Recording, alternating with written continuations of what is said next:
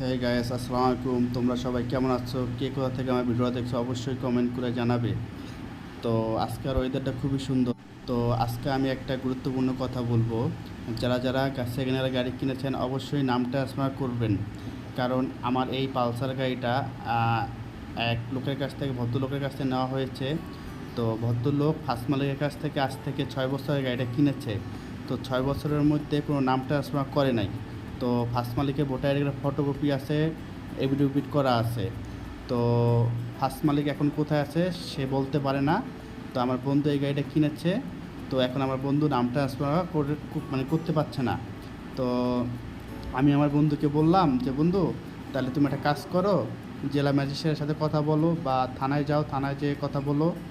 আর তুমি মিরপুর বিআরটিতে যেয়ে একটু কথা বলো, তাহলে তোমার একটা ব্যবস্থা হবে হবে কারণ ভাই এখন যেভাবে মামলা দিচ্ছে ভাই, কারণ একটা মামলা দিলে অনেকগুলো টাকার ব্যাপার স্যাপার। তো যারা যারা সেকেন্ড হ্যান্ড গাড়ি কিনেছেন অবশ্যই নাম ট্রান্সফার করে নেবেন। আর নাম ট্রান্সফার করলে আপনিও ভাই রিস্ক মুক্ত, এবং ফার্স্ট যে মেন মালিক থাকে সেও রিস্ক মুক্ত। অবশ্যই নাম ট্রান্সফার করে নেবেন আপনি।